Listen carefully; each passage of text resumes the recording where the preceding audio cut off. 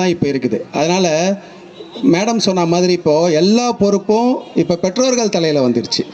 பெற்றோர்கள் நீங்கள் கவனமாக இல்லைன்னா பிள்ளைங்கள் வழி தவறி போகிறதுக்கு வாய்ப்பு இருக்குது. ஆனால் இந்த குழந்தைங்க இந்த நேரம் வரைக்கும் அமைதியாக உட்காந்து இதை கவனிக்கிறத பார்த்தா அவங்களுடைய பயிற்சி உண்மையாக அவங்கள ஒரு படி நகர்த்தி இருக்குது அப்படின்றத நீங்கள் அறிஞ்சிக்கலாம். இப்போ இந்த மாணவர்களுக்கு ஒரு 6 விஷயம் மட்டும் நான் சொல்லிவிட்டு என்னுடைய இதை நான் முடிச்சுக்கிறேன். இப்போது இதில் எத்தனை பேர் டாக்டர் ஆக போகிறீங்க? கை தூக்குங்க. Very good. எத்தனை பேர் போலீஸ் அதிகாரி ஆக போகிறீங்க? ஓ, வெரி குட். எத்தனை பேர் ஆசிரியர் ஆக போகிறீங்க?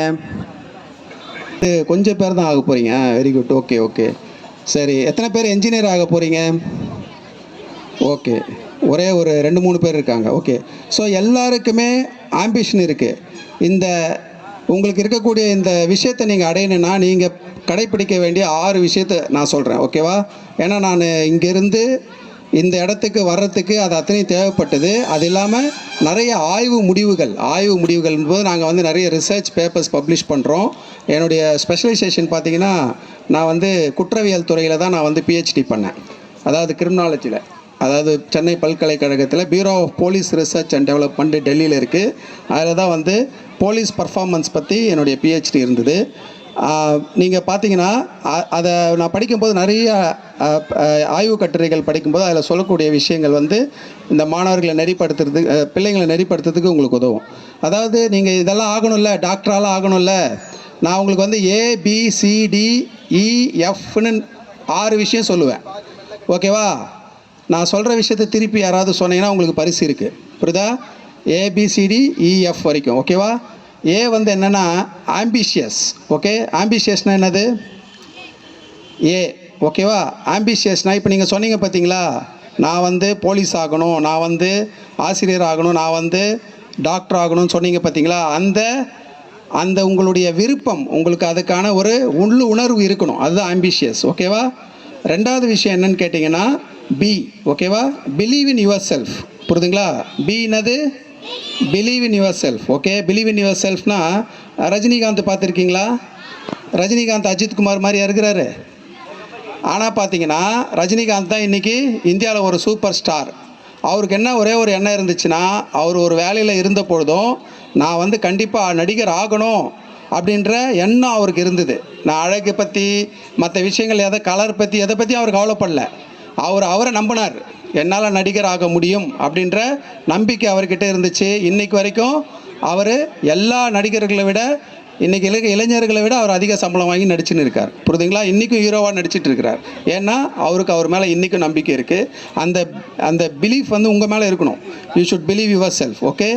சி அப்படிங்கிறது பார்த்தீங்கன்னா அடுத்தது என்னப்பா? சி என்னது? கன்சிஸ்டன்சி. கன்சிஸ்டன்சின்னா என்னது? தொடர்ந்து நீங்கள் போராடணும். புரியுதுங்களா? நடுவில் ஓடிக்கிட்டே இருப்பீங்க. நல்லா ரன்னிங் ஓடும்போது நடுவில் ஒரு பையன் தள்ளி விட்ருவான். அடுத்த ட்ராக்கில் ஓடுவீங்க. கவலைப்படக்கூடாது, எந்திரிச்சு ஓடணும். ஓகேவா? அந்த மாதிரி நீங்கள் எல்லாத்துக்குமே நீங்கள் இப்போ என்ன பண்ணணும்? போராடுறதுக்கான குணம் இருக்கணும். கன்சிஸ்டன்சி. ஓகே. டி என்னது? டிசிப்ளின். ரைட்டா? டிசிப்ளின் என்னது? டிசிப்ளின் அல்லது டியூட்டிஃபுல்னு சொல்லலாம். டிசிப்ளின் அல்லது டியூட்டிஃபுல். நீங்கள் டியூட்டிஃபுல்னா என்னது? 4:30 மணிக்கு எந்திக்கணும்னா உங்களுடைய கடமை 4:30 மணிக்கு எந்திக்கணும். இப்போ நான் இந்த கிரவுண்டில் ஓடி ஸ்டேட் ரெப்ரசன்ட் பண்ணியிருக்கேன் 1500 மீட்டரில். நான் ஓடும்போது 4:30 மணிக்கு நான் இந்த கிரவுண்டுக்கு வரணும். இங்கே ரவின்னு ஒரு அண்ணன் பேர் போட்டிருக்காங்க பாருங்கள், டிஎன்இபி. அவர் தான் எனக்கு கோச்லாம் கிடையாது. அந்த அண்ணங்கிட்ட போய் கேட்போம், ஆனால் சேர்த்துக்கோங்கண்ணா, ரன்னிங் ஓட கற்றுக் கொடுங்கண்ணா அப்படின்னு கேட்போம். அவர் சேர்த்துக்க மாட்டார். ஏன்னா நீ ஃபுட்பால்லாம் ஆடுற, அடிக்கடி காலை உடச்சிப்ப, தேவையில்லை நீ போ அப்படின்ட்டுருவார். 1 வாரம் 2 வாரம் அவர் கம்முன்னு நின்றுட்டு இருப்போம் அவர் பக்கத்தில் போயிட்டு. அப்புறம் அவர் சொல்லுவார், சரி வா வார்ம் அப் பண்ணு, டிசிப்ளினாக இருக்கணும். அந்த டிசிப்ளின் நீங்கள் தான் உங்களுடைய டியூட்டிஃபுல்னஸ், டிசிப்ளினை நீங்கள் பார்த்துக்கணும். ஓகேவா? இ என்னது? எடுத்துக்காட்டுகள் நிறைய கொடுக்கலாம், நேரம் இல்லாமல் நான் அடுத்த இடத்துக்கு போகிறேன். இ என்னது? ஈங்கிறது எம்பவர். எம்பவருங்கிறது உங்களை இன்னொருத்தர் எம்பவர் பண்ணுறது இல்லை. அம்மா, டீச்சர், கோச்சு யாருமே இல்லாமல் நீங்கள் இண்டிபெண்ட்டாக இருக்கணும். புரியுதுங்களா? நீங்களே இண்டிபெண்ட்டாக இருக்கணும். சரி, கோச் வரல, லேட் ஆகிடுச்சு, என்ன பண்ணுறது? நம்மளே சும்மா ப்ராக்டிஸ் பண்ணுவோம், அவர் சொல்லி கொடுத்ததை செய்வோம் அப்படிங்கிற இண்டிபெண்ட். அம்மா இல்லை, அப்பா இல்லை, படிக்க சொல்கிறதுக்கு ஆள் இல்லைன்னமோ நீங்கள் என்ன பண்ணுறீங்க? மேடம் சொன்ன மாதிரி செல்ஃபோனை எடுத்து விளையாட ஆரம்பிச்சிடுறீங்க. அது பண்ணக்கூடாது. நீங்கள் டியூட்டிஃபுல்லாக என்ன பண்ணணும்? Empowered. Because you are empowered. நீங்களே உங்களுடைய படிப்பை கவனம் செலுத்தணும். புரியுதுங்களா? வெறும் விளையாட்டுக்கு வந்து ரொம்ப ரொம்ப முக்கியமான விஷயம் இருக்குது. என்னன்னு கேட்டிங்கன்னா, நீங்கள் பெரிய பெரிய டாக்டர்ஸ், என்ஜினியர்ஸ் எல்லாருமே நீங்கள் பைத்தியக்கார ஹாஸ்பிட்டலில் பார்க்கலாம் நிறைய பேரை. ஏன் பார்க்கலாம் அப்படின்னா, அவங்களுக்கு மனதிடம் இல்லை. இன்றைக்கி கூட நீங்கள் பார்த்தீங்கன்னா, நீங்கள் ஆவடியில் நீங்கள் ஒரு குழந்தை வந்து ஒரு இது மேலே விழுந்துச்சு அப்பார்ட்மெண்ட்லேருந்து. அந்த குழந்தைய காப்பாற்றி அந்த தாய்கிட்ட கொடுத்துட்டாங்க. நேற்று வந்து அந்த தாய் சூசைட் பண்ணிக்கிட்டாங்க. அந்த அம்மா இறந்து போயிட்டாங்க. ஏன்னா அந்த அம்மாவுக்கு ஒரு பதட்டம், ஒரு பயம். எல்லோரும் நம்மளை எந்த ஒரு அலிகேஷன், நம்மளை பற்றி கிரிட்டிசிசம் எது வந்தாலும் நீங்கள் மனதிடத்துடன் இருக்கணும். அப்படின்னா உங்களுக்கு விளையாட்டு ரொம்ப ரொம்ப முக்கியம். இப்போ உங்களுக்கு இந்த விளையாட்டை தவிர உங்கள் மனப்பலத்தை பெருக்கிறதுக்கு வேறு எந்த ஒரு யுக்தியுமே கிடையாது. உங்களுக்கு வந்து விளையாட்டு மட்டும்தான் உங்களுக்கு அந்த மன தைரியத்தை தரும். அதுக்கு மருந்து மாத்திரை வேறு எந்த ஒரு இதுவுமே உங்களுக்கு கிடைக்காது. அதனால் நீங்கள் எம்பவர் ஆகி நீங்கள் இண்டிபெண்ட்டாக இருக்கணும். ஓகேவா? கடைசியாக எஃப் வந்து என்னது? ஃபோக்கஸ். ஓகே, ஃபோக்கஸ் என்னது? இந்த பக்கம் பார்த்தீங்கன்னா, நான் கூட சின்ன வயசில் படிக்கும்போது டெய்லி ஊரில் ஏதாவது ஒன்று நடந்துன்னு இருக்கும். காது குத்து, திருவிழா, சீமந்தம், பாட்டு போட்டுக்கிட்டே இருப்பாங்க. அந்த பாட்டுக்கு நடுவில் நீங்கள் 10ஆம் கிளாஸ் பாஸ் பண்ணணும். புரியுதுங்களா? அந்த ட்ரைனிங் என்ன பண்ணிச்சுன்னா, ஈக்காட்டில் எங்கள் கிராமத்தில் இருந்த ட்ரைனிங் என்ன பண்ணிச்சுன்னா, நான் லயோலா காலேஜ் போகும்போது அங்கே பசங்க கலாட்டா பண்ணிக்கிட்டே இருப்பாங்க. ஏதாவது பிரச்சனை பண்ணிக்கிட்டே இருப்பாங்க. இருந்தாலும் அந்த சப்ஜெக்டை படித்து அந்த செமஸ்டர் பாஸ் பண்ணிவிடுவோம். எந்த ட்ரைனிங் அது? எல்லா பிரச்சனைக்கு நடுவில் இங்கே போட்டுகிட்டே இருப்பாங்க. ஏதாவது பாட்டு போட்டுகிட்டே இருப்பாங்க, ஏதாவது ஒரு இது நடந்துகிட்டே இருக்கும்.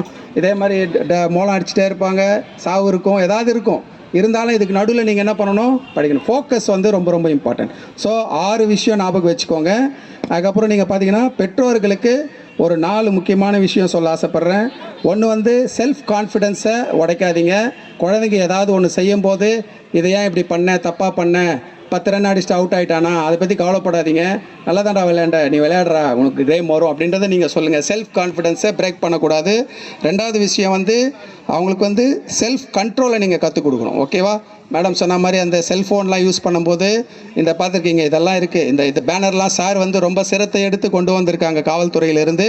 இது பாருங்கள், 2021 16% இருந்த சைல்டு ட்ரக் அப்யூஸ் வந்து இப்போ வந்து 23% மாறி இருக்குது. ஒரே வருஷத்தில் 7% மாறி இருக்குது. ஓகேவா? அதுக்கு செல்ஃப் கண்ட்ரோல் இல்லாத தான் காரணம். செல்ஃப் கண்ட்ரோல் நீங்கள் வந்து அவங்களுக்கு எடுத்துகிட்டு வாங்க. 2வது வந்து அட்டானமின்னு சொல்கிறாங்க. அதாவது வந்து கிவ் தம் அட்டானமி. அவங்களுக்கு வந்து ஃப்ரீடம் கொடுங்க. அதாவது வந்து அவங்க என்ன பண்ண விரும்புகிறாங்களோ அதுக்கு நீங்கள் இப்போ பண்ணியிருக்கிறீங்க.